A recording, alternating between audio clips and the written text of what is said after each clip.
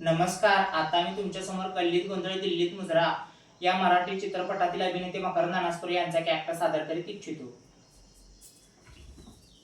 आयो आयो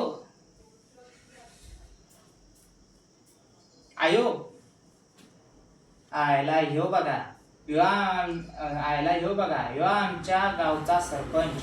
राम राम बाजीराव डोळे साहेब. आमच्या गावचा सरपंच.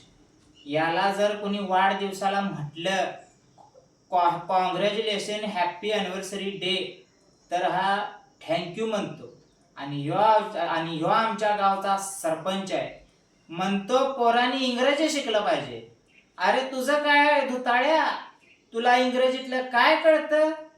यांनी फडकवलेल्या झेंड्याला शॅल्यूट सुद्धा मारावं वाटत नाही. असलं दलिंदर आहे. आणि हे पहा, हे माननीय आमदार चंद्रकांतराव टोपे. ह्याला विचारलं 15 ऑगस्टला स्वातंत्र्य दिन आहे तर झेंडा वंदन 26 जानेवारीला का म्हणून करते? तर हा म्हणतो तारखेविषयी वाद असते, चौकशी करून सांगतो. आणि ह्या आमच्या तालुक्याचे प्रश्न विधानसभेत मांडणार. आमच्या तालुक्याला पडलेला हा सर्वात मोठा प्रश्न आहे. त्या राज्यशास्त्राच्या पुस्तकात शिकवते. राजकारणात यायचं असलं तर राज्यशास्त्राच्या पुस्तकाचा अभ्यास केला पाहिजे. अरे काय असतं त्या पुस्तकात? बोगस मतदान कसं करायचं याचा धडा असतो का?